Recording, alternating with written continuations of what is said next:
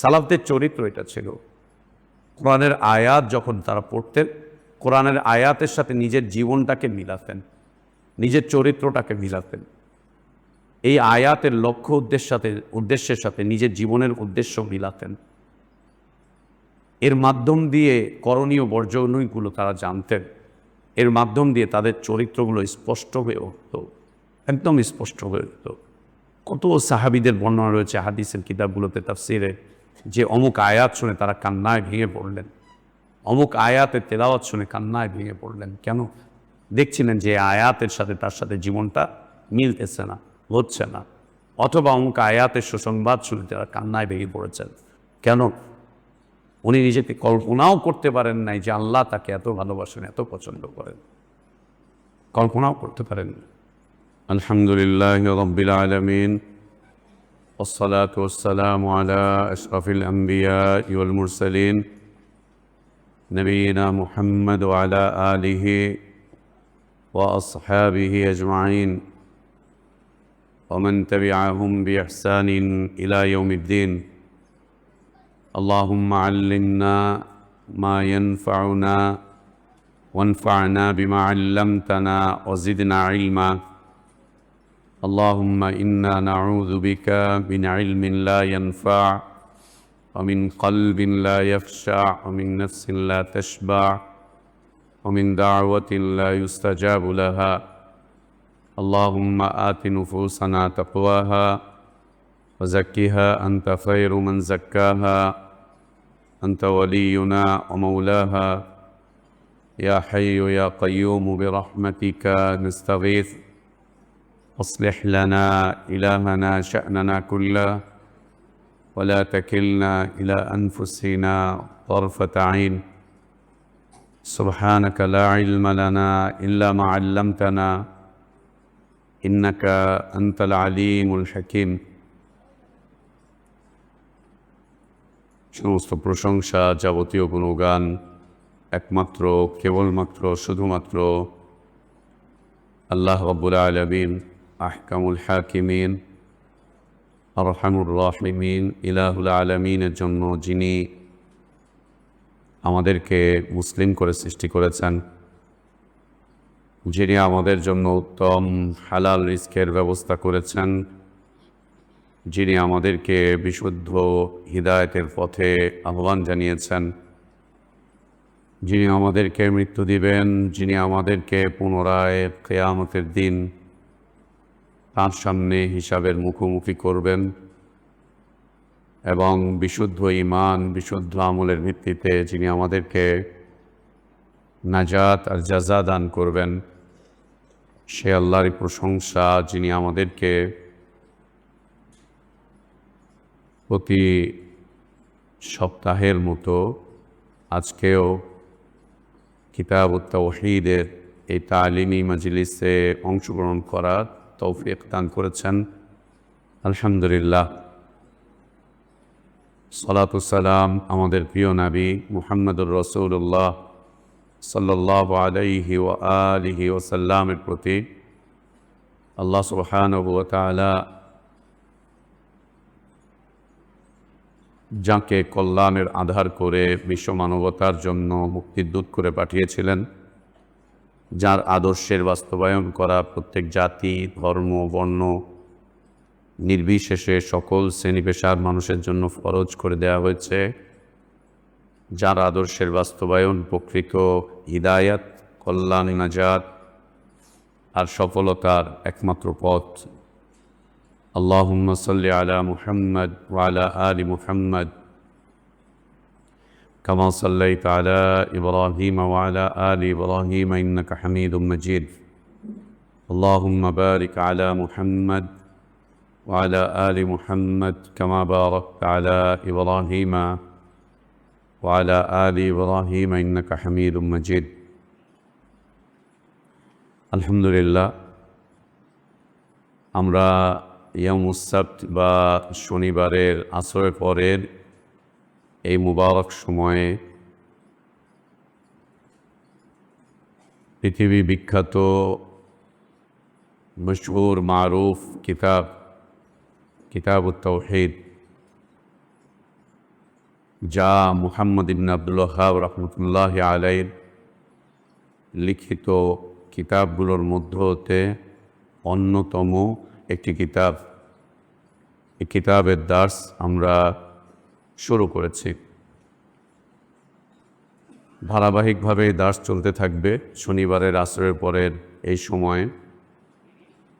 আল্লাহর কাছে আমরা চাইব আল্লাহ যেন এই কিতাবে লিখিত বিষয়বস্তুগুলোর মাফহুম আমাদেরকে উপলব্ধি করার তৌফিক দান করেন এবং এই কিতাবের যে দাবি রাখে এই উম্মতের কাছে সেই দাবিটুকু যেন আল্লাহ আমাদেরকে পুরো করার বাস্তবায়ন করার তৌফিক দান করেন এবং এই কিতাবের যে মূল চরিত্র তাওহীদুল্লাহ, এই কিতাবের যে মূল চরিত্র তাওহীদুল্লাহ, এই চরিত্রটুকু আল্লাহ আমাদেরকে আমাদের এই জীবনে বাস্তবায়ন করার তৌফিক দান করেন। আল্লাহ তাওহীদি চরিত্র এটা যেন আমাদের চরিত্রে চলে আসে, আমরা যেন তাওহীদি চরিত্রে চরিত্রবান হতে পারি। জীবনের চরিত্রের যতগুলো দিক আছে প্রত্যেকটা দিকে যেন আমরা আল্লাহ তাওহীদের বাস্তবায়ন করতে পারি, সে তৌফিক আল্লাহ আমাদেরকে দান করেন। আল্লাহুম্মা আমিন। ভূমিকায় আমাদের আলোচনা চলছিল, আজও সেই ভূমিকার উপরেই দার্সের বিষয়বস্তু। ভূমিকার যে মূল বক্তব্য মুহাম্মদ বিন আব্দুল ওয়াহ্হাব রাহমাতুল্লাহ আলাইহি আল্লাহ তাবারক ওয়া তাআলার কালাম থেকে ভূমিকার সূচনা করেছেন। পৃথিবীতে অনেক আলেম ওলামাদের অনেক ধরনের লেখালেখি আছে। আমরা বিশেষ করে আমাদের দেশে যে সমস্ত ওলামাদের লেখাগুলো আছে তাদের লেখাগুলোর ভূমিকা পড়লে আমরা দেখব যে ভূমিকা নিজের মতো করে শুরু করেছে, নিজের বক্তব্য দিয়ে নিজের মতো করে। হামসানা পাঠ করে অনেকে হামসানা পাঠ করে, খুতবাতুল হাজাত বা মাসনুন খুতবা দিয়ে শুরু করে, অনেকে শুধু বিসমিল্লাহির রহমানির রহিম দিয়ে শুরু করে, অনেকে বাংলাতে সমস্ত প্রশংসা আল্লাহর জন্য, দরুদ ও সালাম নবীর প্রতি, তারপরে ব্যাস লেখা শুরু করে দেয়। বৈধ, জায়েজ। কিন্তু মুহাম্মদ বিন আব্দুল ওয়াহ্হাব রাহমাতুল্লাহ আলাইহি তার এই কিতাবের ভূমিকার লেখা কত চমৎকার, যে নিজের পক্ষ থেকে বা কোনো মানুষের কোনো কথাকে তুলে না ধরে তিনি সরাসরি শুরু করেছেন বিসমিল্লাহির রহমানির রহিম দিয়ে আল্লাহর নামের বারাকাত অর্জনের জন্য। আল্লাহর নামের বারাকাত অর্জনের জন্য বিসমিল্লাহির রহমানির রহিম দিয়ে শুরু করেই বলছেন ওয়াকাউলুল্লাহি তাআলা, আল্লাহ বলেছেন। ভূমিকা আল্লাহর কালাম দিয়ে। এটা হচ্ছে লেখার এক বিশেষ সৌন্দর্য, বিশেষ বৈশিষ্ট্যমণ্ডিত লেখা। এবং একজন লেখকের লেখার যে ভূমিকা আছে ওই ভূমিকা থেকে উপলব্ধি করা যায় লেখকের অনেকগুলো বিষয়। একজন লেখকের কিতাবের ভূমিকা থেকে লেখক সম্পর্কে অনেকগুলো বিষয় উপলব্ধি করা যায় ভূমিকা থেকে। প্রথমত যে বিষয়টা উপলব্ধি করা যায় ভূমিকা থেকে সেটা হচ্ছে লেখকের মানহাজটা কি। মনে করো ফাজাইল আমল একটা কিতাব, ও ভূমিকা পড়লেই তুমি দেখবা ও যে শিরকি মানহাজ রাখতো, শিরকি আকীদা রাখতো, ও ভূমিকা পড়লেই বোঝা যাচ্ছে একদম শুরু থেকে নিয়ে পুরো ভূমিকাটা জুড়ে। একই রকম বেহেশতি জোর পড়লেও ওই রকমই দেখা যায়। এটার ভূমিকাতে ওই রকমই কিছু কথা। সুফিবাদের কিতাবগুলোর ভূমিকা পড়লে দেখবে যে ওখানে ওগুলোই লেখা। আবার দেখবে জামাতে ইসলামী বা ইসলামী রাজনীতিবিদ যারা আছে এদেরও তো অনেক আলেম আছে যারা ইসলামের নামে রাজনীতি করছে। এদের কিতাবাদি পড়লেই বোঝা যায় যে ওর মানহাজ ওখান থেকে স্পষ্ট হয়ে উঠছে। ভূমিকাতেই মানহাজ স্পষ্ট হয়ে ওঠে যে এর মানহাজটা কী। খুব কম মানুষ আছে যাদের মানহাজ ভূমিকাতে বোঝা যায় না, খুব কম লেখক যাদের মানহাজ ভূমিকাতে বোঝা যায় না। এরা হচ্ছে খুব চতুর, অনেক বেশি চতুর, চালাক, ওদের ভিতরে নিফাক আছে, খুব চতুর। চাতুরতার সাথে সে তার ভূমিকায় তার মানহাজকে লুকিয়ে গিয়েছে। তো প্রথমত মানহাজ উপলব্ধি করা যায় যে তার মানহাজটা কি, ভূমিকা থেকে। দ্বিতীয় যে বিষয়টি উপলব্ধি করা যায় সেটা হচ্ছে এই লোকটার লক্ষ্য উদ্দেশ্য কি, এই কিতাব লেখার কারণ। এই কিতাব যে সে লিখেছে কোন উদ্দেশ্যে লিখেছে, কি লক্ষ্য নিয়ে লিখেছে, লক্ষ্যটা কি, কোন লক্ষ্য? তার লক্ষ্য কি দুনিয়া, না তার লক্ষ্য দিন? তার লক্ষ্য কি দুনিয়ার বৈষয়িক বিষয় না আখিরাত? দুনিয়ার বৈষয়িক বিষয় কি? দুনিয়ার বৈষয়িক বিষয় হচ্ছে তিনটা জিনিসের সাথে সম্পৃক্ত। দুনিয়ার বৈষয়িক বিষয় তিনটা জিনিসের সাথে সম্পৃক্ত। একটা হচ্ছে অর্থ, টাকা পয়সা, দিনার দিরহাম। আরেকটা হচ্ছে বিত্ত, বৈভব, প্রভাব, প্রতিপত্তি, ক্ষমতা। আরেকটা হচ্ছে নারী, সবার জন্য। এটা হচ্ছে দুনিয়ার বৈষয়িক বিষয়, সবার জন্য, মুসলিম অমুসলিম সবার জন্য। দুনিয়ার বৈষয়িক বিষয় এই তিনটার মধ্যে সম্পৃক্ত, দেখো দুনিয়ার বৈষয়িক বিষয় এর বাইরে পাবা না। এক লোক অনেক টাকাওয়ালা, টাকার মধ্যে ও ডুবে আছে, ও বাদবাকি সব কিছু থেকে একদম বেমালুম, বেখবর। আবার কেউ ক্ষমতার দাম্ভিকতায় ওর মধ্যে ডুবে আছে, ও বাকিটা নিয়ে একদম কোনো খোঁজ খবর নাই। ক্ষমতার দাপটের চোটে ও বিয়ে শাদিও ভুলে গেছে। হ্যাঁ, অনেক রাজনীতিবিদ আছে বিয়ে শাদী কোনো খোঁজ খবরই নেই। আরেকটা হচ্ছে নারী। দুনিয়ার যে বৈষয়িক বিষয়বস্তু এই তিনটা জিনিসের সাথে সম্পৃক্ত।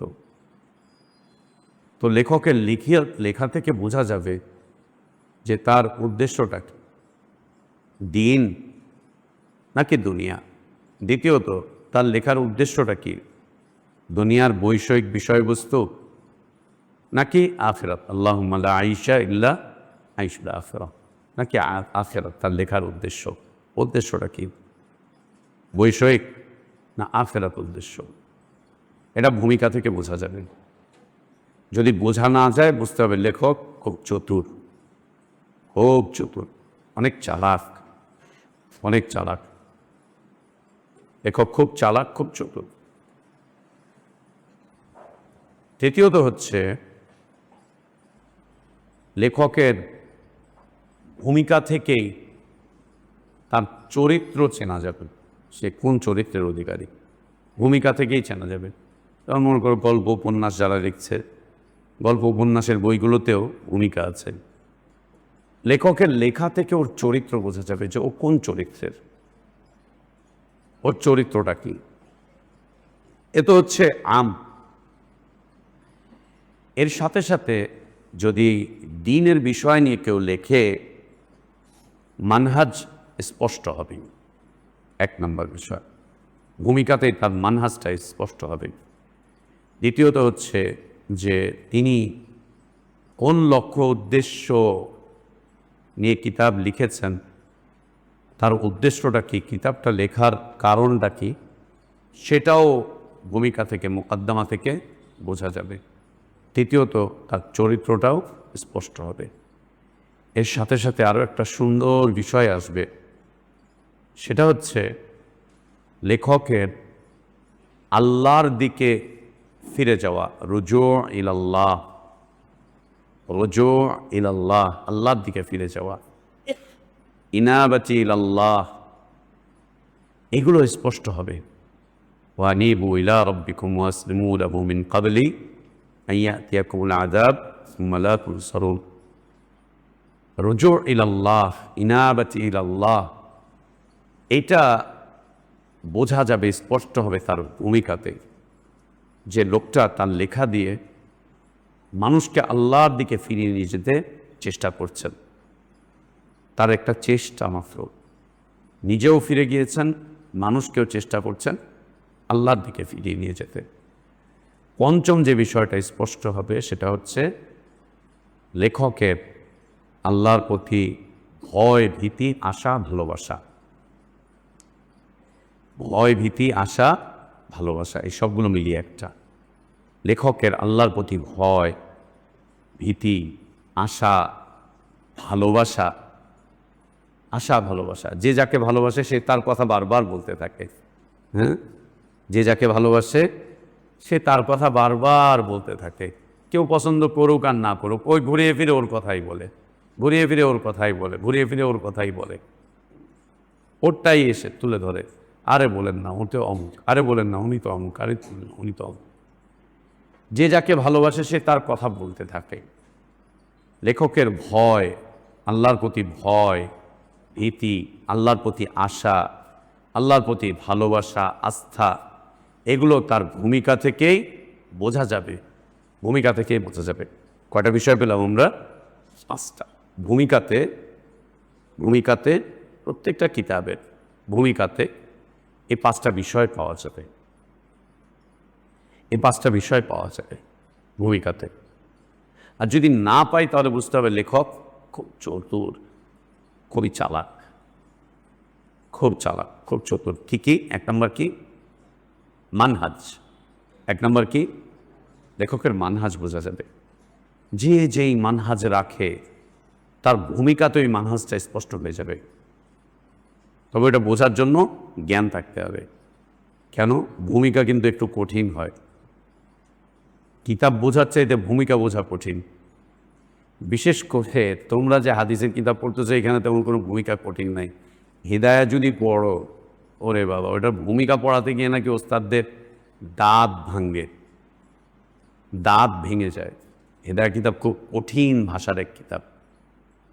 হ্যাঁ, হানাফি মাযহাবের যে কিতাব হিদায়া খুব কঠিন, এবং মাদ্রাসার সবচাইতে জাইয়েদ যে ওস্তাদ থাকে সে হিদায়া পড়ায়। আর যে সমস্ত মাদ্রাসাগুলোতে শিক্ষকদের গ্রুপিং থাকে, যে যাকে দাবাইতে চায় ওর দিকে হিদায়া কিতাবটা দিয়ে দেয়। মনে করো ওস্তাদদের ভিতরে গ্রুপিং চলতেছে, প্রিন্সিপালের খোঁচায় হিদায়াটা হেরে দেন, দিয়ে দেখেন এ কী করতে পারে, গ্রুপিং খোঁচাখুচি করে। হিদায়া কিতাব খুব কঠিন কিতাব, মুফতি সাহেবদের কিতাব। তো ভূমিকা বোঝা, ভূমিকাতেই মানহাজ স্পষ্ট হবে, মানহাজ স্পষ্ট হবে ভূমিকাতেই। দ্বিতীয়ত তার লক্ষ্য উদ্দেশ্য, কেন বইটা লিখেছেন, কিতাবটা কেন লিখেছেন, এটা স্পষ্ট হবে, এটা স্পষ্ট হবে। তৃতীয়ত তার চরিত্র, লেখকের নিজস্ব চরিত্র তার ভূমিকা থেকে বোঝা যাবে সে কোন চরিত্রের মানুষ, কোন চরিত্রের মানুষ এ বোঝা যাবে। চতুর্থত, হ্যাঁ, লেখকের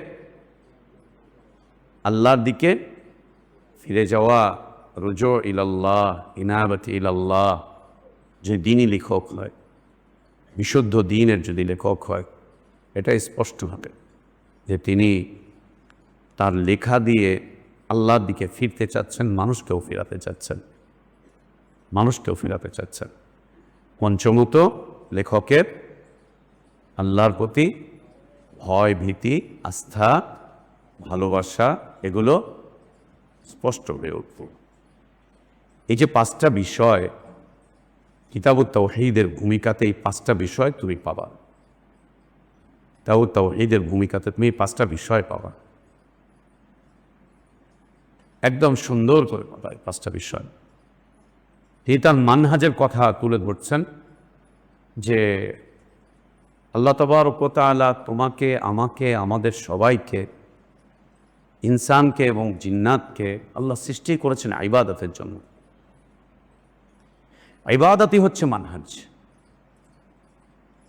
ইবাদতটা হচ্ছে মানহাজ। এ দেখো মানহাজ স্পষ্ট, ওমা খালাকতুল জিন্না ওয়াল ইনসা ইল্লা লিয়াবুদুন। লেখক যেন বোঝাচ্ছেন যে আমি তো আল্লাহর দাসত্বের জন্য সৃষ্টি হয়েছি, আমি আল্লাহর আনুগত্যের জন্য সৃষ্টি হয়েছি, আমি আল্লাহর ইবাদতের জন্য সৃষ্টি হয়েছি, এবং তোমাদের জন্য আমার আবেদন এটা, তোমাকেও আল্লাহ যে কারণে সৃষ্টি করেছেন তুমি ওই বিষয়টা বোঝো, তুমি ওই বিষয়টা চিন্তা করো, আমার এই লেখার মধ্যে এটাই পাবে সামনের দিকে, যেন তিনি বোঝাতে চেষ্টা করছেন তার ভূমিকাতে। ওমা খালাকতুল জিন্না ওয়াল ইনসা ইল্লা লিয়াবুদুন। একজন মানুষ যখন কোরআনের এই আয়াত পড়বে, এই আয়াত পড়ে খালি মানুষকে বলবে, তাই না? আমাদের হুজুররা যেমন ওয়াইজা, আল্লাহ আমাদের সবাইকে আপনাদেরকে সৃষ্টি করেছেন হচ্ছে আল্লাহ দাসত্ব করার জন্য, কিন্তু আমাকে না। হুজুরদের ওয়াজের উদ্দেশ্য কি থাকে? জনগণ ভালো হোক, জনগণ ভালো হোক, জনগণ দান করুক, জনগণ জান্নাতে যাক, জনগণ জাহান্নাম থেকে বাঁচুক। আপনি আতামুরুনা আন-নাসা বিল বিররি ওয়া তানসাউনা আনফুসাকুম ওয়া আনতুম তাতলুনাল কিতাবা আফালা তা'কিলুন। জনগণ না। কোরআনের যত আয়াত তুমি মানুষের কাছে তুলে ধরবে, প্রথম মুখাতাবকে নিচে, ওয়াসাইকুম ওয়া নাফসি বিতাকওয়াল্লাহ, ওয়াসাইকুম ওয়া নাফসি বিতাকওয়াল্লাহ, প্রথম মুখাতাব নিচে। আমাদের আলোচনাতে মানুষের উপরে তাসির পড়ে না। এখন এই যুগে এমন আলেম খুঁজে পাওয়া খুব দুষ্কর, যাদের দার্স তাদরিসে যারা শ্রোতারা আছে, তালেবে ইলমরা আছে, মুখাতিবিন যারা আছে, এদের উপরে আসর পড়ে এরকম উস্তাদ, এরকম মুআল্লিম, এরকম মুদাররিস, এরকম খতিব খুঁজে পাওয়া খুব দুষ্কর, অনেক দুষ্কর। অথচ এটা হওয়ার কথা না। আল্লাহ নবী সাল্লাল্লাহু আলাইহি ওয়াসাল্লাম যখন সাহাবীদের সামনে দিনী আলোচনা করতেন, সাহাবীদের উপরে তাসির পড়তো না? তাসির পড়তো না? হ্যাঁ, সাহাবীদের উপরে তাসির পড়তো না?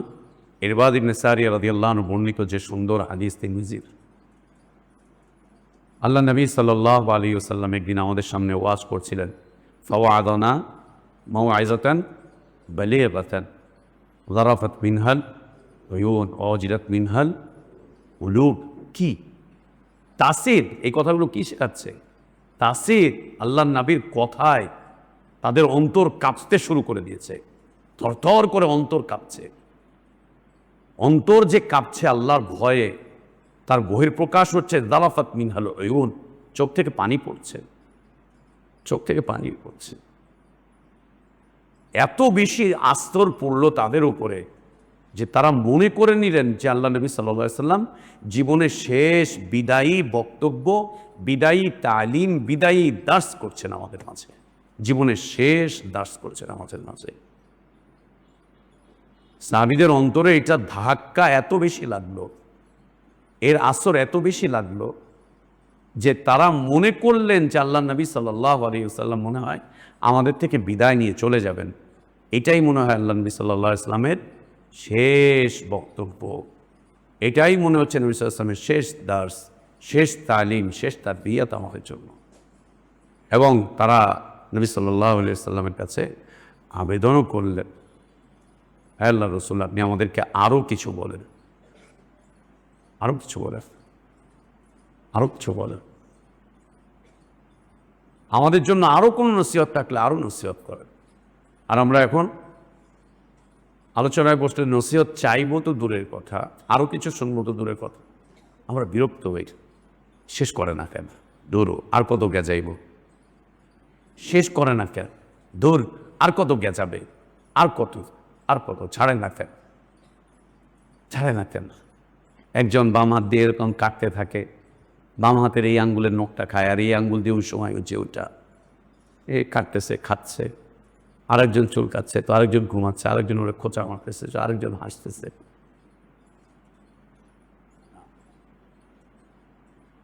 তার মানে কি? কোনো তাসির নেই, কোনো আসার নাই। এর কারণ কি? কারণ তো নিশ্চয়ই আছে, নিশ্চয়ই আছে। সুবহানাল্লাহ। আবার এই তাসির পাওয়া যায় মসজিদে নববীতে গেলে। মসজিদে নববীতে যেই দার্সগুলোতে আমরা গিয়ে বসি, তাফসীরের দার্স, আব্দুল্লাহ আমিন শানকিতি হাফিজাহুল্লাহ, তারপরে আব্দুর রাজ্জাক বাদাত, সুলাইমান আর রোহাইলি, আরও যে কয়েকজন শায়েখ ওখানে দাস করেন, তাদের দাসের সময়টা থাকে একদম সীমিত, খুব অল্প সময়, নির্দিষ্ট সময় করা, সময় ভাগ করে তারা দাস করেন। মাগরিব থেকে এশার আজানের আগে শেষ করে দিতে হবে, সময় অল্প। আসরের পরে অল্প কিছুক্ষণ, 40 মিনিট 45 মিনিট বা সর্বোচ্চ 1 ঘন্টা শেষ। ফজরের পরে ওই রকম অল্প সময়, নির্দিষ্ট সময়। আলোচনা করছেন, যখনই শেষ হয়ে যাচ্ছে সবার চেহারার দিকে তাকালে মনে হয় যেন এত তাড়াতাড়ি শেষ হয়ে গেল, আরেকটু আগালো না কেন, আরেকটু আগালো না, এত তাড়াতাড়ি শেষ হয়ে গেল। সবার মধ্যে এরকমটাই দেখা যায়, শ্রোতাদের মাঝে, তালেবে ইলমদের মাঝে এটাই দেখা যায় যে আরেকটু আগালো না, আরেকটু হলো না। সবার চেহারা দেখলে উপলব্ধি করা যায় যে এরা আরেকটু এলিম চাচ্ছিল, আরেকটু বুঝতে চাচ্ছিল, আরেকটু ভাল লাগতেছিল তাদের কাছে, যে শেষ হয়ে গেল, এখন আরেকটু যেত, আরেকটু যেত, আরেকটু যেত। এই তাসিরটা ওখানে আছে, আল্লাহ তাদেরকে দিয়েছেন। এবং তাদের ওই দাসগুলোতে বসলে দেখা যায় যে কার চোখ ছলছল করছে, কে মাথাটা নিচু করে তওবা ইস্তেগফার করছে, কে ওস্তাদের চোখের দিকে তাকিয়ে আছে, তো আছে একা আদারে, দেখা যায়। আল্লাহ তোমাদেরকে এইগুলো দেখার তৌফিক দান করেন। এগুলো কোনো গল্প কথা বলছি না, বাস্তবতা, ওয়াল্লাহ বাস্তবতা, ওয়াল্লাহ আল্লাহ বাস্তবতা, এটা বাস্তবতা, এটা বাস্তবতা, ওয়াল্লাহি এটা বাস্তবতা, এটা গল্প না। মনে হয় যেন কেন ছেড়ে দিল এত তাড়াতাড়ি, আরেকটু পড়াতো, আরেকটু দার্সে থাকতাম, আরেকটু শুনতাম, আরও 2টা হাদিস পড়াতেন, আরও 2টা আয়াতের তাফসীর হতো, কিন্তু সময় সীমিত, নির্ধারিত সময় ওর ভিতরে শেষ করতে হবে। মানুষের চোখগুলো সামিঈনরা যারা থাকে, কাউকে দেখা যাচ্ছে ছলছল করে তাকিয়ে আছেন, চোখ ছলছল করছে, কাউকে দেখা যাচ্ছে মাথা নিচু করে কাঁদছেন, অথবা নিজে নিজে লজ্জিত হচ্ছেন, অথবা নিজের কোনো কিছু মনে করছেন, কাউকে দেখা যাচ্ছে ওস্তাদের দিকে অপলক দৃষ্টিতে তাকিয়ে আছেন, ওস্তাদের কথাগুলো যেন গিলে নিচ্ছেন, চোখ দিয়ে গিলতেছে, কান দিয়ে গিলতেছে, হৃদয় দিয়ে গিলতেছে। কেন বলো তো? কারণ হচ্ছে তারা যারা ওখানে হাদিস পড়ান, তাদের প্রত্যেকটা আয়াত এবং হাদিস পড়ানোর বিষয়বস্তু থাকে, আগে নিজেকে তারা মুখাতাব করছেন, এর সাথে নিজেকে মিলিয়ে নিয়েছেন, খুব সুন্দর করে, চমৎকার করে মিলিয়ে নিয়েছেন তাদের জীবনটাকে। মিলিয়ে নেওয়ার কারণে এখন তারা যা বলছেন মানুষের উপরে এর একটা ক্রিয়া প্রতিক্রিয়া, একটা তাসির আসতেছে। আর আমাদের অবস্থা হচ্ছে, আমরা অন্যের সংস্কার চাই, অন্যের সংশোধন চাই। আমরা চাই ছাত্ররা তাহাজ্জুদ আদায় করুক, আমরা ঘুমিয়ে থাকব। আমরা চাই ছাত্ররা নফল সিয়াম পালন করুক, আমরা সবাই খেয়ে দিয়ে ওজন বাড়াবো।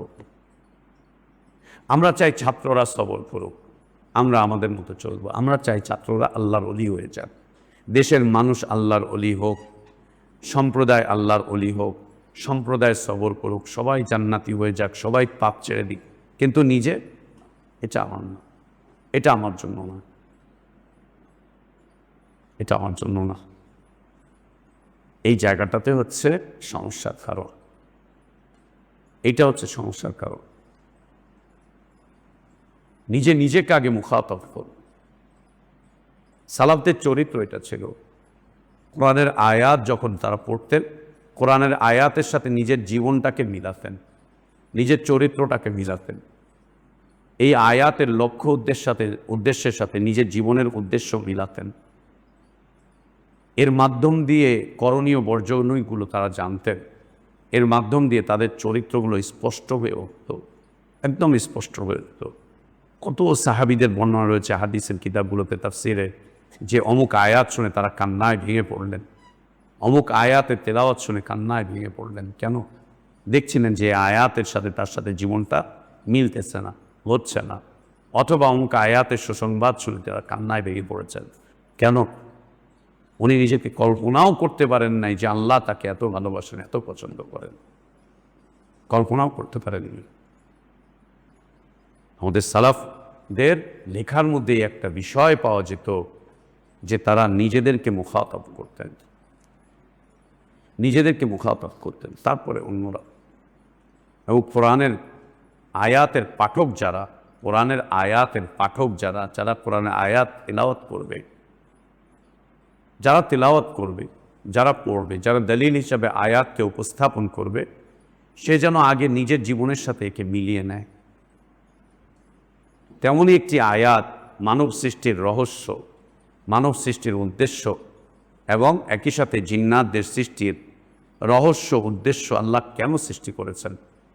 মুহাম্মদ বিন আব্দুল ওয়াহাব রহমতুল্লাহ আলাইহি চাইলে এখানে আরও কিছু লিখতে পারতেন, না বলে, নিজের কোনো কথা তুলে না ধরে সোজা কেন তিনি সৃষ্টি হয়েছেন, কেন আমরা সৃষ্টি হয়েছি, আর আমাদেরকে কে সৃষ্টি করেছেন? আল্লাহ সুবহানাহু ওয়া তাআলা। কে সৃষ্টি করেছেন আমাদেরকে? আল্লাহ সুবহানাহু ওয়া তাআলা। যেহেতু আল্লাহ আমাদেরকে সৃষ্টি করেছেন, তো আমাদের সৃষ্টির উদ্দেশ্যটা কে জানাবেন? আল্লাহ সুবহানাহু ওয়া তাআলা, তিনি জানাবেন।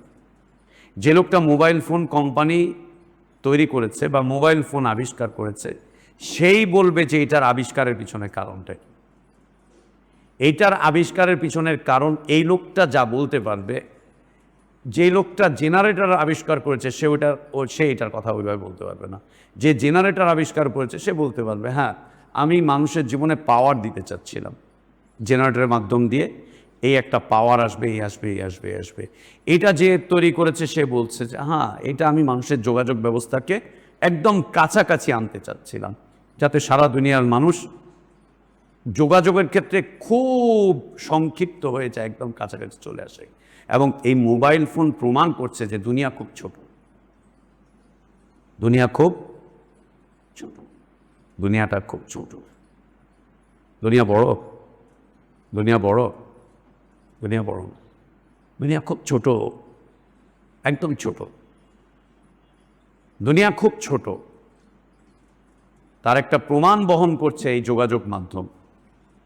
এই যোগাযোগ মাধ্যম, এই একটা মেশিন তোমার কাছে থাকা মানে সারা দুনিয়ার খোঁজ খবর তোমার কাছে থাকা, সারা দুনিয়ার যোগাযোগ তোমার কাছে থাকা।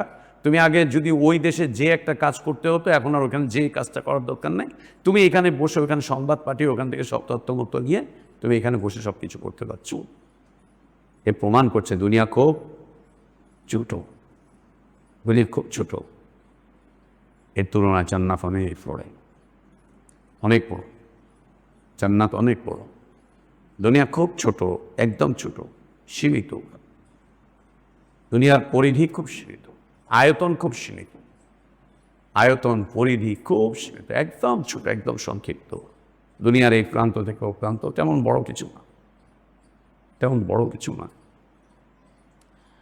তো আল্লাহ সুবহানাহু ওয়া তাআলা ইনসান এবং জিন্নাতকে যেই কারণে সৃষ্টি করেছেন, ওই একই কারণে সাধারণ ইনসানদেরকেও আল্লাহ সৃষ্টি করেছেন। ওই একই কারণে ফজিলতওয়ালা ইনসানদেরকেও আল্লাহ সৃষ্টি করেছেন। সাধারণ ইনসান হচ্ছে আমরা, ফজিলতওয়ালা ইনসান হচ্ছে আম্বিয়া আলাইহিমুস সালাতু ওয়াস সালাম। তারা এমন নয় যে আল্লাহ আমাদের সাধারণ মানুষদেরকে সৃষ্টি করেছেন তার ইবাদতের জন্য, আর নবী রাসূলদেরকে আল্লাহ সৃষ্টি করেছেন অন্য কোনো কাজ করার জন্য। না, বিলকুল না। তামাম ইনসান জগৎ বলতে যা আছে, ইনসান জগৎ বলতে যা আছে,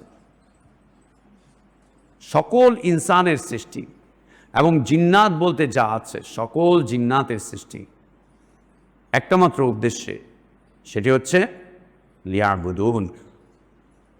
এই আয়াতে কারিমা ভূমিকাতে নিয়ে আসার কারণে মুহাম্মদ বিন আব্দুল ওয়াহাব রহমতুল্লাহ আলাইহি এই কিতাব লেখার কারণে তার যে মানহাজ, সেই মানহাজ স্পষ্ট হচ্ছে যে তিনি মানহাজগতভাবে আল্লাহর একজন দাস ছিলেন। আল্লাহর দাসত্বকেই তিনি তার মানহাজ হিসাবে নিয়েছিলেন। আল্লাহর দাসত্ব, একেই তিনি তার মানহাজ হিসাবে নিয়েছিলেন। এটাই। পাশাপাশি দেখো তুমি জামাতে ইসলামের লোকজনদের, আলেম ওলামাদের লেখালেখি পড়বা, ও ভূমিকাতেই বাবা আল্লাহ আমাদেরকে জমিনের খলিফা করে সৃষ্টি করেছেন। আল্লাহ আমাদেরকে জমিনের খলিফা করে সৃষ্টি করেছেন। আল্লাহ চান জমিনে খেলাফত দিতে, আর শয়তান চায় জমিনে মুলুকিয়াত দিতে। সোজা আল্লাহ দিয়েছেন খেলাফত, শয়তান দিয়েছে মুলুকিয়ত। ইয়া আল্লাহ, আস্তাগফিরুল্লাহ, আস্তাগফিরুল্লাহ। এই বলেই ব্যাস সোজা চলে গেল। সোজা যেতে গিয়ে এরপরে ভূমিকার ভিতরে কিছু কুফরি কথা, কিছু বিদাতি কথা দিয়েছে, একটা কিছু বলে ও বুঝিয়ে দিল। ঠিক এখানে বানহাত যেমন স্পষ্ট, মা খালাকতুল জিন্না ওয়াল ইনসা ইল্লা লিয়াবুদুন, অন্যদিকে তার লক্ষ্য উদ্দেশ্যও স্পষ্ট হচ্ছে যে কেন এই কিতাব লিখেছেন। পৃথিবীর মানুষ যেন আল্লাহর দাসত্ব করে, আনুগত্য করে, আল্লাহর ইবাদত করে, আল্লাহর দিকে ফিরে যায়। এটাও একটা স্পষ্ট, এটাও স্পষ্ট একটা বিষয়। এবং এই আয়াতে কারিমা থেকে তার যে আল্লাহর দিকে ফিরে যাওয়া, ইনাবতে ইলাল্লাহ, রুজু ইলাল্লাহ, তার বিষয়বস্তু এই আয়াতে কারিমা থেকে উপলব্ধি করার মতো। চলি আল্লাহ সুবহানাহু ওয়া তাআলা বলছেন, ওমা খালাকতুল জিন্না ওয়াল ইনসা ইল্লা লিয়াবুদুন।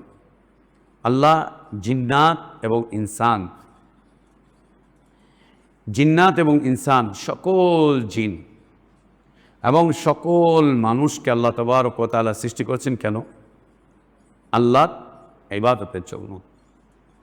যদি আমরা এই অর্থই করি আল্লাহর ইবাদতের জন্য আল্লাহ সৃষ্টি করেছেন, তাহলে কেবলমাত্র, শুধুমাত্র, একমাত্র আল্লাহরই ইবাদতের জন্য আল্লাহ সৃষ্টি করেছেন। হচ্ছে মাফহুম। কেবলমাত্র, শুধুমাত্র, একমাত্র আল্লাহরই ইবাদতের জন্য আল্লাহ সৃষ্টি করেছেন, অন্য কারো ইবাদতের জন্য আল্লাহ সৃষ্টি করেননি। তুমি মানুষ, তোমাকে আল্লাহ তাঁরই ইবাদতের জন্য সৃষ্টি করেছেন, তুমি অন্য কারো ইবাদত করবে এই জন্য আল্লাহ তোমাকে সৃষ্টি করেননি। তুমি আল্লাহকে বাদ দিয়ে অন্যের ইবাদত করবে, আল্লাহকে বাদ দিয়ে অন্যকে সিজদা করবে, অন্যের সামনে কিয়াম করবে, আল্লাহকে বাদ দিয়ে অন্যের কাছে দোয়া করবে, আল্লাহকে ভালোবাসার মতো অন্য কাউকে ভালোবাসবে, এই জন্য আল্লাহ তোমাকে সৃষ্টি করেননি, আমাকে সৃষ্টি করেন। কেবলমাত্র, একমাত্র, শুধুমাত্র আল্লাহরই ইবাদতের জন্য আল্লাহ ইনসান এবং জিন্নাতকে সৃষ্টি করেছেন। একমাত্র, কেবলমাত্র, শুধুমাত্র আল্লাহরই ইবাদতের জন্য আল্লাহ সৃষ্টি করেছেন, আর কারো ইবাদতের জন্য আল্লাহ সৃষ্টি করেননি। ইবাদত তিনটা কথার সমন্বিত একটি বিষয়কে ইবাদত বলে আমাদের ভাষা। এটা হ্যাঁ, আহলে ইলমদের ভাষা বলছি, আমাদের ভাষা। তিনটা কথার সমন্বিত একটি বিষয়কে ইবাদত বলে। এই আয়াতে যে ইবাদত উদ্দেশ্য করা হয়েছে তিনটা কথার সমন্বয়কে। এক নম্বর হচ্ছে দাসত্ব। দাসত্ব এক নম্বর হচ্ছে দাসত্ব। আল্লাহরই দাসত্ব করো, অন্য কারো সেবা দাস হয়ে দুনিয়াতে বাঁচার চিন্তা করতে যেও না। অন্য কারো সেবা দাস, অন্য কারো সেবা দাসী, অন্য কারো সেবা দাস হয়ে দুনিয়াতে বাঁচার চেষ্টা করতে যেও না। দুনিয়াতে যদি বাঁচার জন্য কোনো লড়াই করো, বাঁচার জন্য যদি কোনো সংগ্রাম করো, বাঁচার জন্য যদি কোনো উপায় উপকরণ খোঁজো, বাঁচার জন্য যদি কোনো উপায় উপকরণ তালাশ করো, তাহলে সেটা হচ্ছে তোমার জন্য আল্লাহর দাসত্ব। আল্লাহর দাসত্ব। আল্লাহর দাস হয়ে বেঁচে থাকার চেষ্টা করো, আল্লাহর দাস হয়ে বেঁচে থাকার চেষ্টা করো। আমরা যেন দুনিয়াতে আল্লাহর দাস হয়ে বেঁচে থাকার চেষ্টা করি, অন্য কারো সেবা দাস না, অন্য কারো সেবা দাস না, আল্লাহর দাসত্বের সাথে যেন বেঁচে থাকার চেষ্টা করি। এবং দাস কাকে বলে? দাস হচ্ছে যার নিজস্ব কোনো স্বাধীনতা নাই। মালিকের ইচ্ছা আর অনিচ্ছাই হচ্ছে দাসদের জীবনের চলার একটা গণ্ডি, রাস্তা। একজন দাস তার জীবনের ইচ্ছা আর অনিচ্ছা যা আছে এর কোনো স্বাধীনতা থাকবে না। তার ইচ্ছার কোনো স্বাধীনতাও নাই, অনিচ্ছারও কোনো স্বাধীনতা নেই। তার ইচ্ছা এবং অনিচ্ছা মালিকের ইচ্ছা এবং অনিচ্ছার গণ্ডিতে আবদ্ধ। মালিকের ইচ্ছা এবং গণ্ডিতে আবদ্ধ। দাসের ক্ষেত্রে একজন দাস স্বাধীন হতে চাচ্ছে, মালিক বলছে না, তোকে আমি স্বাধীন করবো না, আজাদ করবো না, আজাদ হতে পারবে না, আজাদ হতে পারবে না। একজন দাস বলছে আমি বিয়ে করবো, মালিক বলছে না, তোকে বিয়ে দিব না, ও বিয়ে করতে পারবো, বিয়ে করতে পারবে। একজন দাসকে তার মালিক নিয়ে যে বাজারে নিয়ে গিয়েছে বিক্রি করবে, ওর বলার সুযোগ নাই, না আমি বিক্রি হব না, আপনি আমাকে বিক্রি করতে যেন না, আমি বিক্রি হব না, ওকে বেছে নেবে। সেটা কেমন? বাজারের যেমন পণ্য, একজন ব্যবসায়ী যেমন পণ্য কিনে এনে সে চাইলে স্টক করে রেখে দিতে পারে, ওই যে রাখি মাল আছে না, পেঁয়াজ রসুন আদা রাখি মাল, চাইলে স্টক করে রেখে দিতে পারে, চাইলে ওকে বিক্রি করে দিতে পারে, চাইলে নিজে খেতে পারে, চাইলে নিজে ব্যবহার করতে পারে।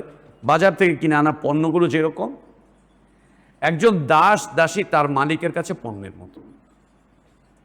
ও চাইলে এর সাথে ভালো ব্যবহার করবে, ভালো আচরণ করবে, চাইলে একে নিজের কাছে রাখবে, চাইলে একে স্বাধীন করে দিবে, চাইলে এর সাথে সম্মানের আচরণ করবে, মর্যাদার আচরণ করবে, চাইলে ওকে মানুষের মতো করে বাঁচতে দিবে, মর্যাদাপূর্ণ জীবনের দিকে ওকে সুযোগ করে দিবে, অথবা এর উপরে জুলুম করবে, অন্যায় করবে, অত্যাচার করবে, কেউ কিচ্ছু বলার নেই।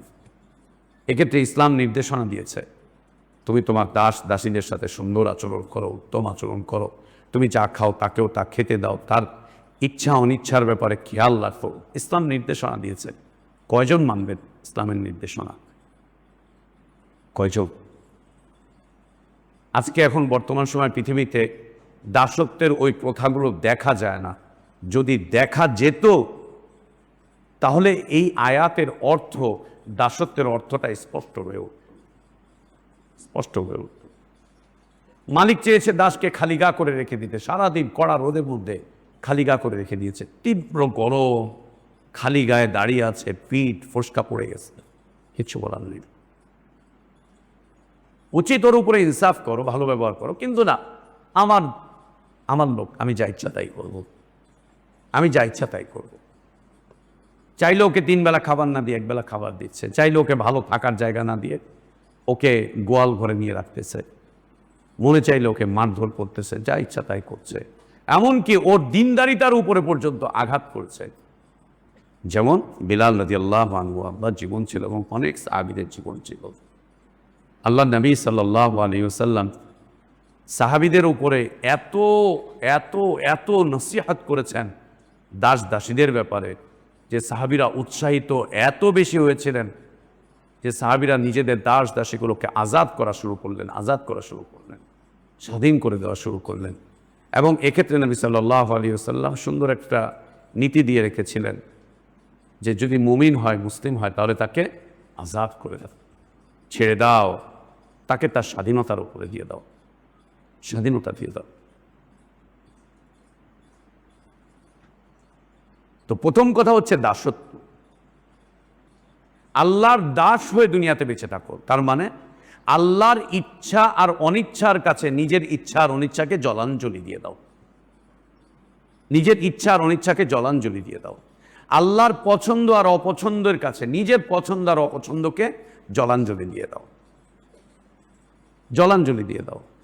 আল্লাহর হুকুম আর নিষেধের কাছে, আল্লাহর আদেশ আর নিষেধের কাছে নিজেদের স্বাধীনতাকে বিক্রি করে দাও, ছেড়ে দাও, ছেড়ে দাও। তুমি তোমার কোনো পছন্দ আল্লাহর পছন্দের বাইরে নিতে চেও না। তুমি তোমার কোনো ইচ্ছা, কোনো চাওয়াটাকে আল্লাহ সুবহানাহু ওয়া তাআলার চাওয়ার বিপরীতে নিতে চেও না, তার ইচ্ছার বিপরীতে নিতে চেও না, তার পছন্দের বিপরীতে নিতে চেও না, তার সন্তুষ্টির বিপরীতে নিতে চেও না, নিতে চেও না। আর এক্ষেত্রে তোমার মনে রাখার বিষয় হচ্ছে ইন্নাল্লাহা লা ইয়াযলিমু মিসকালা যাররাহ ওয়া মাল্লাহু ইউরিদু বিযাল্লামিন লিল আবিদ। আল্লাহ জালেম না, আল্লাহ জালেম, আল্লাহ তার বান্দাদের উপরে জুলুম করেন না, এবং আল্লাহ সুবহানাহু ওয়া তাআলা তার কোনো বান্দার উপরে কোনো কিছু চাপিয়ে দেন না, সাধ্যের অতীত কোনো কিছু চাপিয়ে দেন না আল্লাহ সুবহানাহু ওয়া তাআলা তার বান্দাদের উপরে। এবং আল্লাহ সুবহানাহু ওয়া তাআলা তার বান্দাদের উপরে অত্যন্ত দয়ালু, অত্যন্ত মেহেরবান, অত্যন্ত স্নেহপরায়ণ, অত্যন্ত ভালোবাসেন তিনি তার বান্দাদেরকে। খুব ভালোবাসেন, খুব ভালোবাসেন তার বান্দাদেরকে, খুব দয়া করেন, খুব দয়া করেন, খুব ভালোবাসেন তার বান্দাদেরকে। বান্দার প্রতি তার দয়ার কোনো শেষ নেই। অজস্র দয়া তিনি তার বান্দাদের উপরে প্রদর্শন করেন, অনেক দয়া তার বান্দাদের উপরে। ইল্লা লিয়াবুদুন, বান্দা যেন আল্লাহর দাসত্বের মধ্যেই জীবনটা কাটায় এবং আল্লাহর দাসত্ব করতে গিয়ে যেন সত্যিই আল্লাহর দাসত্ব করে, সত্যিই যেন আল্লাহর দাসত্ব করে।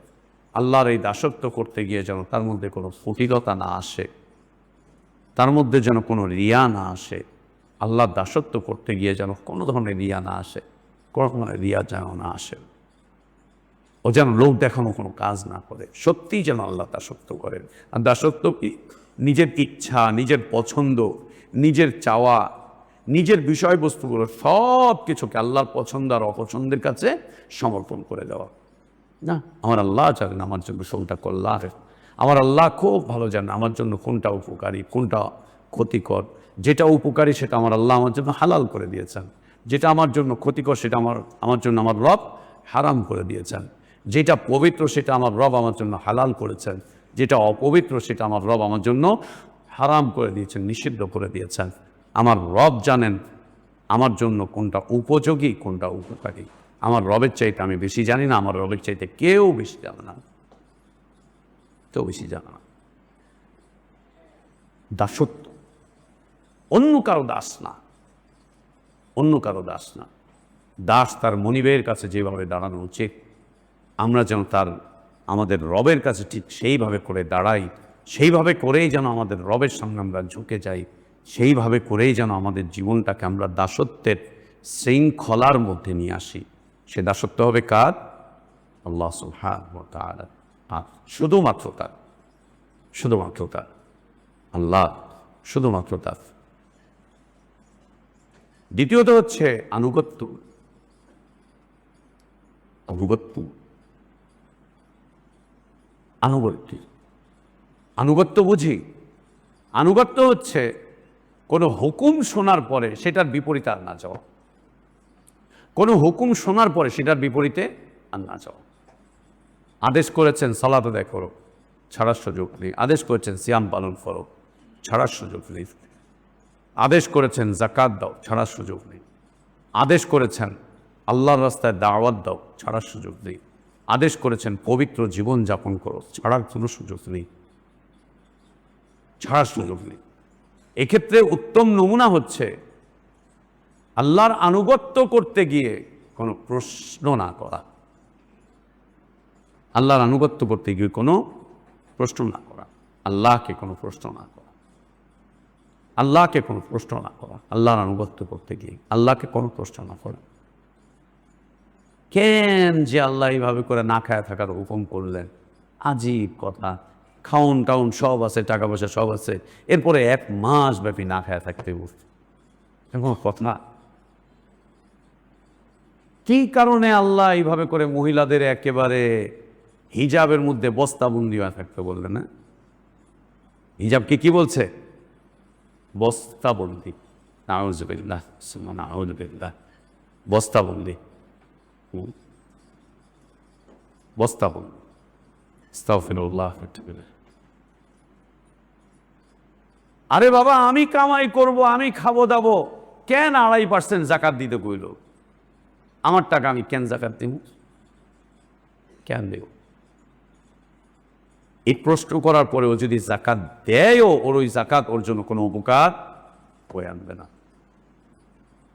কোনো উপকার বয়ে আনবে একদম। আনুগত্য হচ্ছে প্রশ্নের ঊর্ধ্বে হুকুম আহকামকে মেনে নেওয়া। একে কি বলে? আনুগত্য। এটাই হচ্ছে ইতাআত। প্রশ্নের ঊর্ধ্বে, প্রশ্নকে ঊর্ধ্বে রাখা। আল্লাহর আদেশ এবং নিষেধগুলোর বাস্তবায়ন করতে গিয়ে আদেশ এবং নিষেধকে প্রশ্নের ঊর্ধ্বে রাখা। না, কাকে প্রশ্ন করবো? আল্লাহকে। কিভাবে প্রশ্ন করবো আল্লাহকে? আমি কি জানি? আমার ইলম কতটুকু? আমার জ্ঞান কতটুকু? কতটুকু? আমি তো আমার ইতিহাসই জানি না। আমি তো আমার বাল্যকালের কথাই আমার মনে নাই। আমার স্মৃতিতে কত বিভ্রাট, আমি কত কিছু ভুলে যাচ্ছি, কত কিছু ভুলে যাচ্ছি। আমার জ্ঞানের কত অপ্রতুল্যতা, আমার জ্ঞানের কত কমতি, কত ঘাটতি। আর আমি আমার অতীত জানি না, আমি আমার ভবিষ্যৎ জানি না, এবং আমি আমার আগামী 2 মিনিট পরের খবর রাখি না যে কি হতে যাচ্ছে। আমি আমাকে কিভাবে প্রশ্নদানে জর্জরিত করব আমার রবের হুকুম আহকামকে নিয়ে? আল্লাহকে প্রশ্ন করার সুযোগটা কোথায়? সুযোগটা কোথায়? দ্বিতীয়ত হচ্ছে রসুলের আনুগত্য, মানে আল্লাহ রসুল সাল্লাল্লাহু আলাইহি ওয়াসাল্লামের আদেশ নিষেধ এগুলোকে প্রশ্নের ঊর্ধ্বে রাখা, এগুলোকে প্রশ্নের ঊর্ধ্বে রাখা, প্রশ্নের ঊর্ধ্বে রাখা। সুবহানাল্লাহ, রাসূল ইসলামের আনুগত্যের ক্ষেত্রে পৃথিবীর মুসলিমিনগণ খুব ফেল করে ফেলেছে, অনেক ফেল করেছে, অনেক অনেক ফেল করেছে। মাযহাবগুলোই তার প্রমাণ। সুন্নাত মানতে গিয়ে কত মাযহাবের জন্ম। এক সলাতের যদি আমরা ধরি পৃথিবীতে 4 মাযহাব আছে, তো 4 মাযহাব এক সলাতকে 4 ভাগ করে ফেলছে, এক জায়গাতে আসতে পারে নাই। যদি 6 মাযহাব ধরি তাহলে 6টা, যদি 8টা ধরি তাহলে 8টা, যদি আরো বেশি ধরি তাহলে আরো বেশি। যেটাই করি আল্লাহ রসুল সাল্লাল্লাহু আলাইহি ওয়াসাল্লামের মুবারক হাদিসগুলোকে আমরা জাইফ মওযু ওগুলোকে বাদ দিয়ে দিলাম। জাইফ মওযু মুনকার ওগুলো সব আমরা বাদ দিলাম। যেগুলো গ্রহণযোগ্য, যেগুলো আমলযোগ্য, এইগুলোকে নিয়েই কত ইখতিলাফ, এগুলোকে নিয়েই কত কত মতানৈক্য, এগুলোকে নিয়ে কত বক্তব্য, কত বিবৃতি। এদিকে কি বোঝা যাচ্ছে? এদের মাঝে রাসূল ইসলামের আনুগত্য নেই। ইখতিলাফ দিয়ে যেন বোঝাতে চেষ্টা করছে, আল্লাহ রসুল আপনি কেন এরকম করলেন? এটা না করে ওইটা করতেন, ওইটা না করে সেটা করতেন। নবী সাল্লাল্লাহু আলাইহি ওয়াসাল্লামের মুবারক হাদিসগুলোকে মেনে নিতে পারে না, তো ব্যাস এক এক সময় এক একটা অজুহাত তুলে দিচ্ছে। এই সময় মনে হয় ওইরকম ছিল না, ওই সময় মনে হয় সেরকম ছিল না, এইটা মনে হয় এইটার বিষয়টা এরকম, ওইটা মনে হয় ওই রকম। নবী সাল্লাল্লাহু আলাইহি ওয়াসাল্লাম মনে হয় সাহাবীরা বগলের নিচে মূর্তি নিয়েছিলেন, সাহাবীরা মনে হয় পিছন দিক দিয়ে পালায় চলে যেতেন, এই জন্য নবী সাল্লাল্লাহু আলাইহি ওয়াসাল্লাম আদেশ করলেন এক কাজ করো, গায়রিল মাগদুবি আলাইহিম ওয়ালাদ-দাল্লিন বলার পরে তোমরা জোরে আমিন বলবা, তাহলে আমি বুঝবো তোমরা পিছনে আছো, তোমরা পিছনে আছো। আল্লাহ নবী সাহাবীরা চরম বিপদের দিনে আল্লাহ নবী সাল্লাল্লাহু আলাইহি ওয়াসাল্লামকে ছেড়ে যান নাই, আর ইমামতিতে সলাতে তার পিছন ছেড়ে তাকে রেখে দিয়ে পালিয়ে চলে যাবেন। আহারে সুবহানাল্লাহ, সুবহানাল্লাহ, আস্তাগফিরুল্লাহ ওয়া আতুবু ইলাইহি। আল্লাহ নবী সাল্লাল্লাহু আলাইহি ওয়াসাল্লাম আনুগত্য প্রশ্নের ঊর্ধ্বে। যদি হাদিস বিশুদ্ধ হয়, হাদিস যদি আমলযোগ্য হয়, প্রশ্নের ঊর্ধ্বে। আল্লাহ নবী সাল্লাল্লাহু আলাইহি ওয়াসাল্লামের মুবারক হাদিস যেগুলো রয়েছে, সুন্নাহ যেগুলো রয়েছে, এগুলো মেনে চলা প্রশ্নের ঊর্ধ্বে। এটাই হচ্ছে নবী সাল্লাল্লাহু আলাইহি ওয়াসাল্লামের আনুগত্য। তুমি কে আল্লাহ নবী সাল্লাল্লাহু আলাইহি ওয়াসাল্লামকে প্রশ্ন করার? তুমি কে প্রশ্ন করার? হাদিস যদি আমলযোগ্য হয় উসুলের ভিত্তিতে, বাস মেনে চলা, বাস মেনে চলা, যেভাবে সাহাবীরা মেনে চলতেন, বাস মেনে চলা। এটাকে ফিকহের দৃষ্টিতে, মাযহাবের দৃষ্টিতে, মুফতি সাহেবদের দৃষ্টিতে না, বিলকুল না। তো আল্লাহ তাবারক ওয়া তাআলার আনুগত্য প্রশ্নের ঊর্ধ্বে রেখে আল্লাহর আদেশ মেনে চলো, আল্লাহর নিষেধ মেনে চলো, আদেশ আর নিষেধ একে মেনে চলো। এক্ষেত্রে আল্লাহ নবী সাল্লাল্লাহু আলাইহি ওয়াসাল্লাম চমৎকার মূলনীতি বলেছেন, লা তাআতাল মাখলুক ফি মাসিয়াতিল খালিক, লা তাআতাল মাখলুক ফি মাসিয়াতিল খালিক। আল্লাহর অবাধ্য হয়ে, স্রষ্টার অবাধ্য হয়ে অন্য কারো বশ্যতা, বাধ্যবাধকতা, আনুগত্য স্বীকার করার কোনো সুযোগ নেই। আল্লাহর অবাধ্য হয়ে, সৃষ্টিকর্তার অবাধ্য হয়ে, রবের অবাধ্য হয়ে আর কারো বশ্যতা, বাধ্যবাধকতা স্বীকার করার কোনো সুযোগ নেই, কোনো সুযোগ নেই, কোনো সুযোগ নেই। তুমি হাসতে হাসতে আল্লাহর হুকুমকে বরবাদ করবে, আনন্দের সাথে আল্লাহর হুকুমকে ছেড়ে দিবে। হাসতে হাসতে তুমি আল্লাহর হুকুম আহকামগুলোকে কোরবানি করবে, জবাই করে দিবে। হাসতে হাসতে আনন্দের সাথে দুনিয়াবি স্বার্থের কারণে 2-4টা টাকার জন্য, পয়সার জন্য, এটার জন্য, সেটার জন্য তুমি আল্লাহর হুকুম আহকামগুলোকে জলাঞ্জলি দিবে। আর আল্লাহর কাছে তুমি জান্নাত চাইবে, জাহান্নাম থেকে মুক্তি চাইবে, বিলকুল না। আর নিজেকে পরিচয় দিবে যে আমি আল্লাহর বান্দা, বিলকুল না। একদম না, চলবে না, হবে না। আল্লাহ তাবারক ওয়া তাআলার আনুগত্য, তার আদেশ এবং নিষেধকে প্রশ্নের ঊর্ধ্বে রেখে জীবনটাকে চালানো, আল্লাহর আদেশ এবং নিষেধগুলোকে প্রশ্নের ঊর্ধ্বে রেখে জীবন চালানো, একে কি বলে? আল্লাহর আনুগত্য। একে কি বলে? আল্লাহর আনুগত্য। এই কথাই বলছেন আতিউল্লাহ। ঠিক একই রকম আল্লাহ বলছেন ওয়াতিউর রাসূল, রাসূল সাল্লাল্লাহু আলাইহি ওয়াসাল্লামের আদেশ এবং নিষেধ।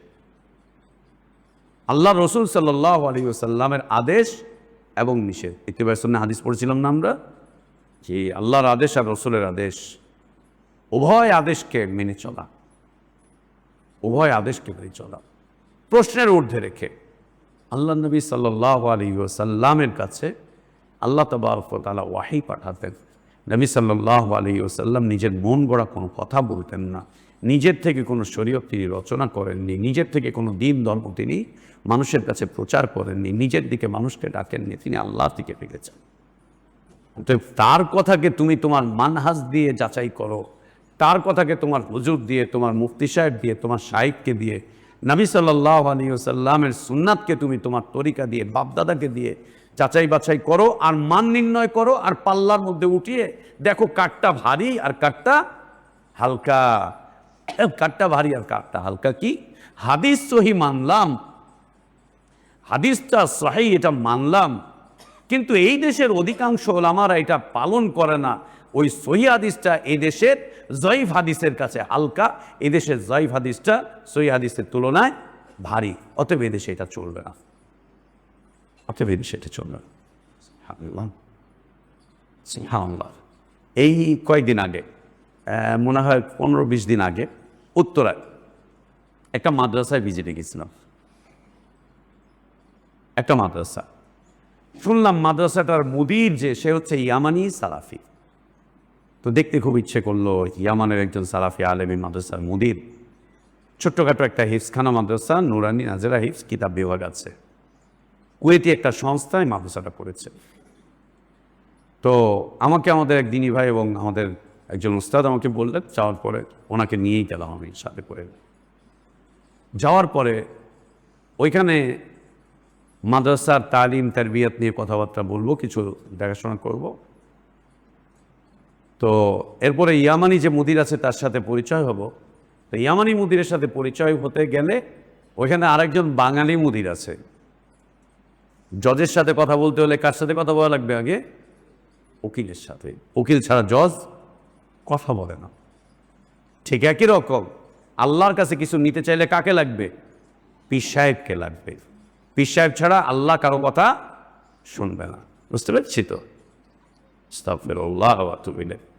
বাঙালি মুদিরের সাথে কথা বলতে হবে, বাঙালি মুদির যদি বলে তাহলে যেতে হবে। ঠিক আছে, চলেন বাঙালি মুদিরের রুমে গেলাম।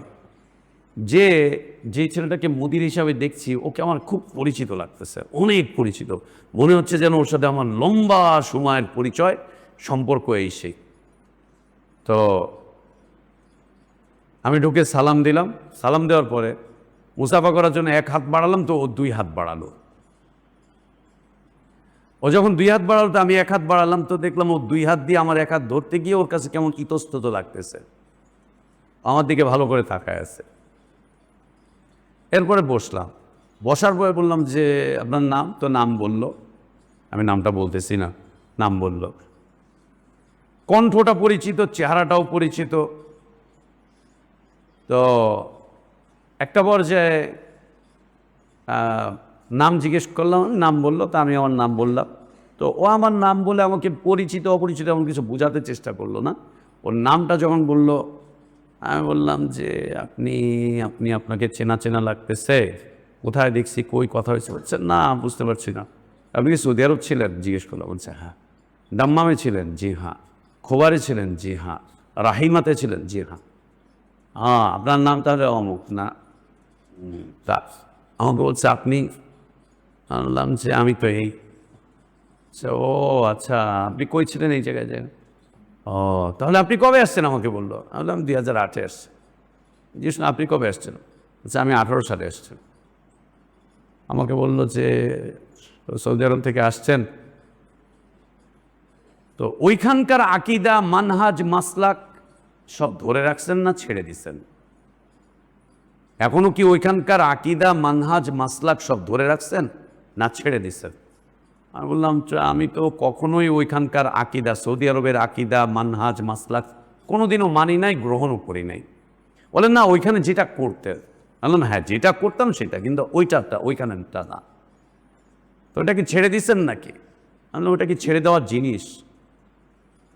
এটা কি ছেড়ে দেওয়ার বিষয়, ছেড়ে দেওয়ার জিনিস? বলছে হ্যাঁ, ছেড়ে দেওয়ার জিনিস। তো কেন? বলছে ওইটা এই দেশে চলার কথা না। কেন? অচল হওয়ার কারণটা কি? অচল হওয়ার কারণটা কি? কারণে কি কারণে অচল হবে? অচল হওয়ার কারণে বলছে ওইটা এই দেশে কেন চলবে? ওটা ওইখানকার।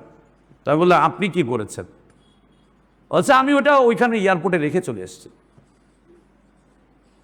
ওটা ওইখানে এয়ারপোর্টে রেখে, ওই দেশেটা ওই দেশে রেখে দিয়ে চলে এসেছে, এসে এই দেশেরটা। তো এই দেশে এসে কিভাবে চলছে? এখানকার আকাবিরিন, উলামা, মাশায়েখিন, এনারা যে নির্দেশনা দেয় সেটাই। তা আমি বললাম এরকমই? বলছে হ্যাঁ, শুধু আমার জন্য না, আপনার উপরে ওয়াজিব। আমাকে বলছে আপনার উপরে ওয়াজিব, এই দেশের উলামা, মাশায়েখিন, আকাবিরিনরা যেটা বলে আপনি সেটার উপরে চলবেন, সেটার উপরে নিজের জীবনকে সাজাবেন, গোছাবেন। এটা আপনার উপরে ওয়াজিব, আপনার উপরে ফরজ। এই ফরজটা কে করলো? এই ফরজ কে করলো? কে করলো? বাস শুরু করে দিল কি মোটা কণ্ঠে। আমার কণ্ঠ তো তোমরা শোনো যে অনেক মোটা, তাই না? মাইক টাইক লাগে না। ওর কণ্ঠ ওই সময় বেজে উঠলো আমার চাইতে 8-10 গুণ বেশি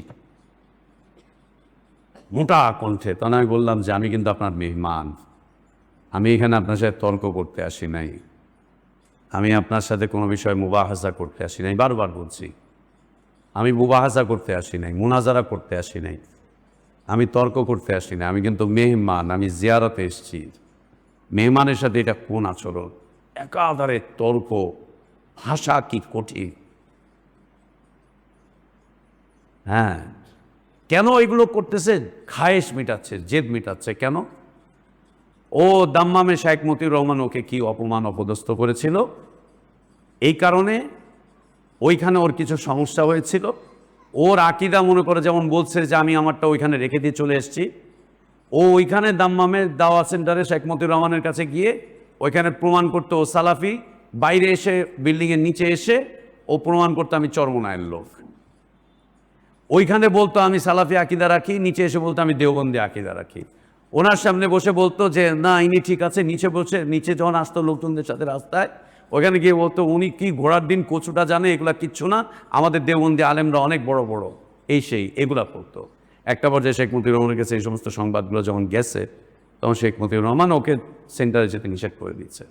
সেন্টারেও ওই এসো নাউ শিখি, এসো সরব শিখি কিছু লোকজনদেরকে ওখানে পড়াতো, একটা এমনি এক্সট্রা সেন্টারের নিয়োগ না। তো ওর ব্যাপারটা যখন খোঁজ খবর নিয়ে ওকে না করে দিয়েছে, ওর এটা আত্মমর্যাদায় লেগেছে, ওর কাছে খারাপ লেগেছে, সেইটার ঝাল উঠাচ্ছে আমাকে। আমি বললাম ভাই, এটা এরকম না, এটা এরকম না, আপনি আমার সাথে এই আচরণ করতে পারেন না, আমি মেহমান। বলে হ্যাঁ মেহমান তো, তাই তো আপনাকে কিছু বলছি না, নাহলে আপনাকে কখন অপমান করে উল্টা পাল্টা করে এখান থেকে বিদায় দিতাম, হ্যান করতাম, ত্যান করতাম। তাহলে এটাই আপনাদের চরিত্র, এটাই আপনাদের ধর্মকর্ম। আমি অন্তত 20 বার বলেছি যে আমি আপনার মেহমান, আমি এখানে মেহমান, মেহমানের সাথে আচরণ করে না। আমি কিন্তু আপনার সাথে মুনাজারা করতে আসিনি, এই সে। হ্যাঁ, আমার সাথে কে ছিল জানো? আমাদের আসলে মাদ্রাসা সাইফুল ভাই, জিজ্ঞেস করো বলবে, উনি ছিল। কি পরিমাণ যে অপমান, অপদস্থ করলো। তখন আমাকে বলছে যে আপনি কি লেখাপড়া করছেন? আমি বললাম না, এখনো করি। করছেন? আমি বলছি এখনো করি। যে আপনি উসুলে হাদিস পড়ছেন? আমি বললাম না, অল্প একটু পড়ছি, এখনো পড়ি। উসুলে হাদিসের কায়দা জানেন? আমি বললাম না, বলেন, একটু পড়বো আপনার কাছে।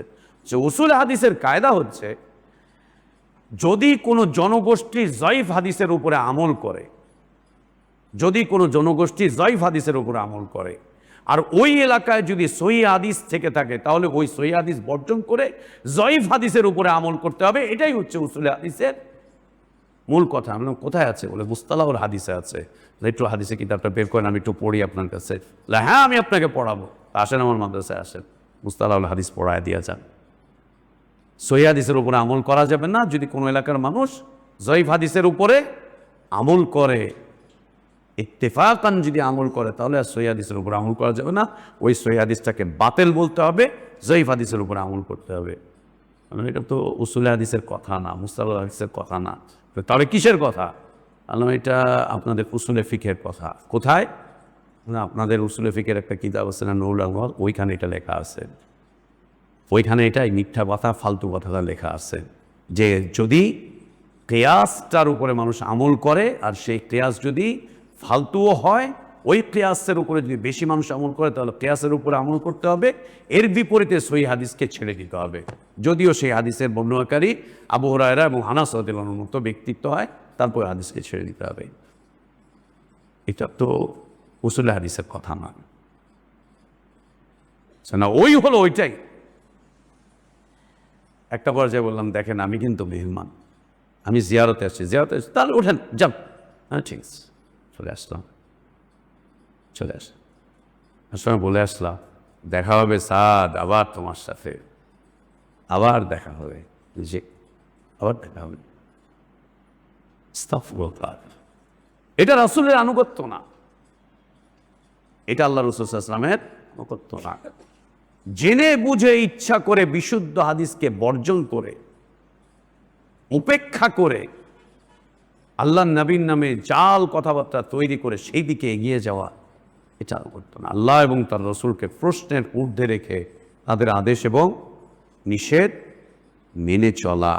তৃতীয়ত হচ্ছে ইবাদত বলতে যা আছে, ইবাদত বলতে যা আছে জাহিরি এবং বাতিনি, জাহিরি এবং বাতিনি, কলবি, লিসানি এবং জাওয়ারি।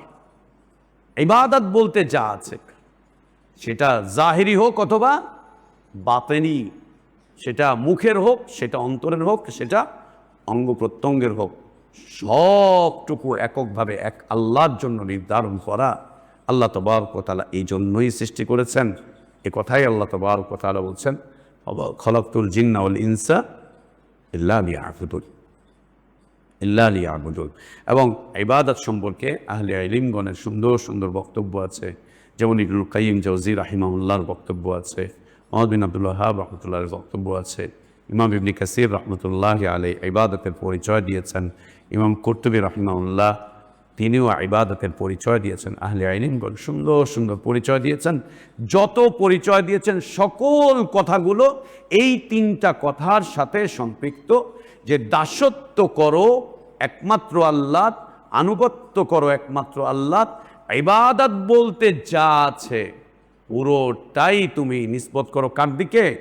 আল্লাহ সুবহানাহু ওয়া তাআলার দিকে, এককভাবে একমাত্র আল্লাহর দিকে নিসবত করো। এই জন্যই আল্লাহ তাবারক ওয়া তাআলা ইনসান এবং জিন্নাতকে সৃষ্টি করেছেন, যেমনটা আল্লাহ নিজেই বলেছেন, ওমা খালাকতুল জিন্না ওয়াল ইনসা ইল্লা লিয়াবুদুন, ওমা খালাকতুল জিন্না ওয়াল ইনসা ইল্লা লিয়াবুদুন।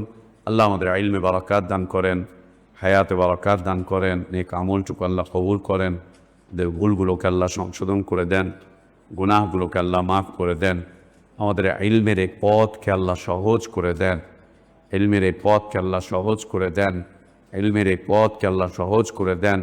সকল প্রকার ওয়াসওয়াসা থেকে আল্লাহ আমাদের অন্তরগুলোকে হেফাজত করেন, সকল প্রকার ওয়াসওয়াসা থেকে আল্লাহ আমাদেরকে হেফাজত করেন, সব ধরনের ওয়াসওয়াসা থেকে আল্লাহ আমাদেরকে হেফাজত করেন।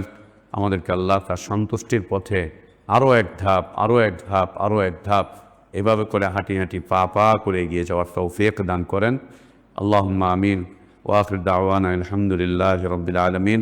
ওয়া সাল্লাল্লাহু ওয়া সাল্লামা ওয়া বারাকা আলা নবিয়িনা মুহাম্মদ ওয়া আলা আলিহি ওয়া আসহাবিহি আজমাইন। সুবহানাকাল্লাহুম্মা ওয়া বিহামদিকা আশহাদু আল লা ইলাহা ইল্লা আনতা আস্তাগফিরুকা ওয়া আতুবু ইলাইক।